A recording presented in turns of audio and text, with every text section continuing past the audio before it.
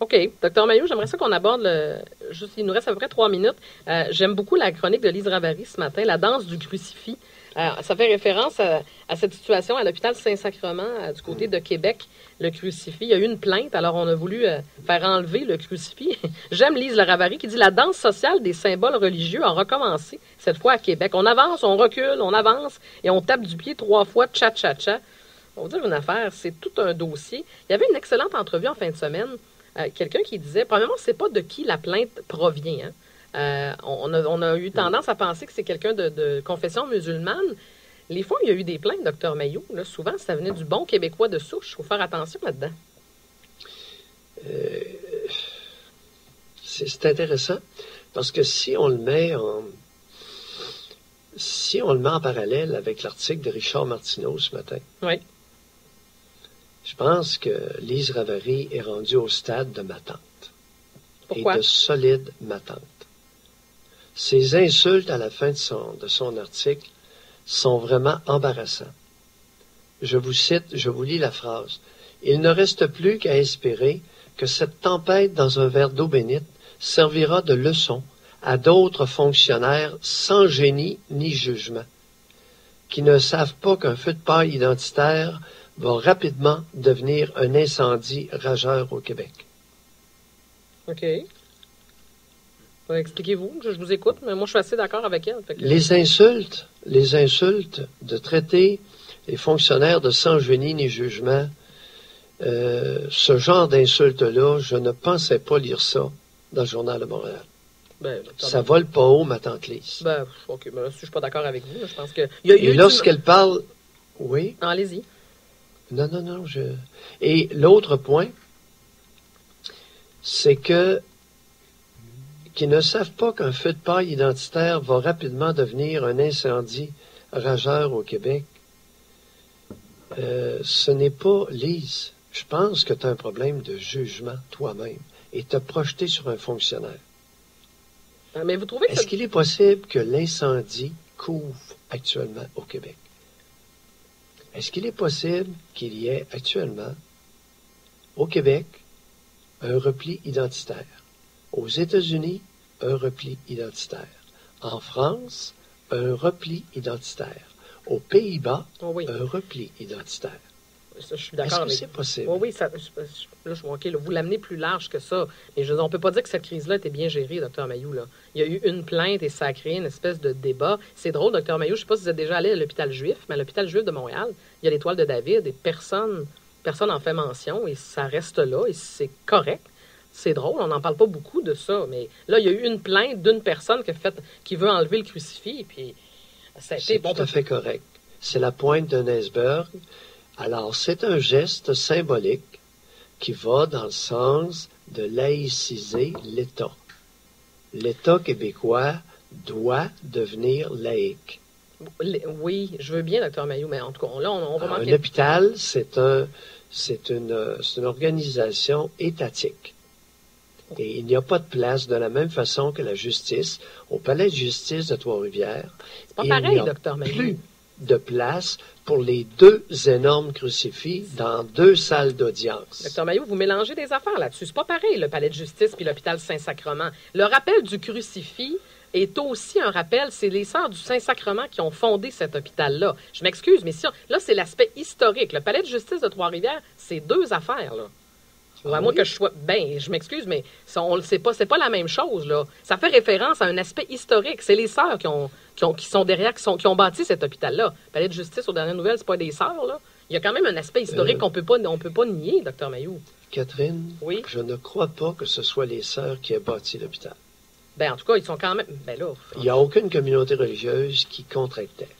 Non, mais c'était des personnes qui ont été au service des malades. Ce sont la première organisation au service. Mais ils n'ont pas construit l'hôpital. Non, mais en tout cas, Dr Mailloux, là, OK, vous allez me prendre au mot. Ce sont des hommes qui ont construit l'hôpital. Vous comprenez ce que je veux dire. Les sœurs du Saint-Sacrement... ce qui appartient à Cléopâtre. OK, je vais recommencer. Les hommes ont bâti, là, des gars de la construction ont bâti l'hôpital, mais je m'excuse, mais les sœurs du Saint-Sacrement en ont fait beaucoup pour ces malades-là. Exactement. Alors, il y a eu une dévotion de la part de femmes, comme il y a dévotion. Ça n'a rien à voir avec la religion. Hein. comme il y a énormément de dévotion de la part de nos infirmières à l'heure actuelle au Québec. Oui, mais... Et je parle de dévotion Oui. dont on abuse, dont le gouvernement québécois abuse. Oui, mais c'est parce que... En tout cas, on va s'en reparler, Dr Mailloux, parce que là-dessus, je trouve qu'on mélange deux affaires. En voulant créer un État laïque, j'ai pas de problème avec ça, mais ça veut dire qu'on va tout tasser, tout ce qui est historique au Québec, et ça fait partie de notre passé, Dr Mailloux. Ça se peut que ça fasse pas votre affaire, tout ce qui est religieux. C'est correct, vous avez le droit, mais ça veut dire qu'on va enflocher des noms, puis on va enlever la croix du Mont-Royal, puis on a tout un ménage à faire au Québec, puis les noms de rues. Vous comprenez ce que je veux dire? Si on enlève au complet. Catherine, non. C'est quoi la différence d'abord? Catherine, nous avons notre folklore et nos traditions folkloriques au Québec. Un. Deuxièmement, la croix du Mont-Royal n'est pas dans un organisme gouvernemental ou paragouvernemental. Non, mais c'est un signe religieux. Ça fait partie du folklore québécois. C'est plus que du folklore, c'est de l'histoire. Il y a plus que du folklore là-dedans. Plus que du folklore, c'est de l'histoire. Ben oui, mais ça fait partie... Le folklore, par définition, a une composante historique. Oui. C'est implicite dans folklore. Oui, Le folklore origine de tes racines, de ton histoire.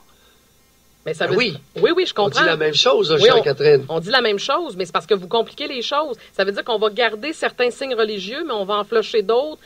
Je trouve que ça commence à être complexe, là. Je reprends. Non, c'est très simple. Non, c'est moi qui ne comprends pas. Hein? Ça ne fait pas changement, vous direz? C'est que l'État laïque exige toute exclusion de contamination religieuse. L'espace étatique laïque exige toute contamination de gugus, de croyances, de signes, de tout ce que tu voudras. Oui, mais OK, à connotation religieuse.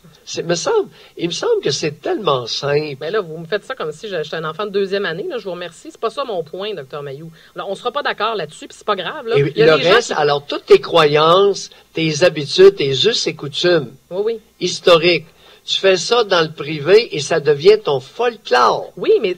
Pour lequel j'ai beaucoup de respect. Je me suis levé pour que les musulmans, à l'Aïd, à la fête du mouton, puissent aller chez les cultivateurs, acheter leurs moutons, l'abattre sur place et faire une fête de famille. Oui. Ça fait partie de leur folklore, leur histoire, attendez, là, la fête du mouton. Oui, attendez, la fête du mouton. OK, parfait, vous ouvrez une porte, je vais prendre le temps de le faire. La fête du mouton, là, j'ai pas de problème. Si c'est dans ton folklore, tu veux faire ça chez vous, comment ça se fait qu'il y a des images un peu partout, puis qu'on fait ça à air ouverte, puis que c'est devant tout le monde? Je m'excuse, Dr Mailloux, attendez, là. Ça s'est pas fait dans une cour arrière, à quelque part où personne voit ça, là. C'est assez visible. Non, notre sapin de Noël va être très visible. La croix du Mont-Royal va être très visible, elle va demeurer là. Mais c'est quoi la différence entre les deux? Pourquoi la croix reste là, puis le crucifix à l'hôpital Saint-Sacrement, on l'enlève? Je vous suis pas. C'est l'espace. C'est l'espace laïque. C'est un hôpital. C'est un organisme public, gouvernemental. Oui, mais il y a des sœurs qui Comprends-tu? En tout cas, bref. Okay. Ben oui, il y a des sœurs. Ben oui, mais... Maintenant, ce sont des esclaves laïques dans les hôpitaux. Écoute...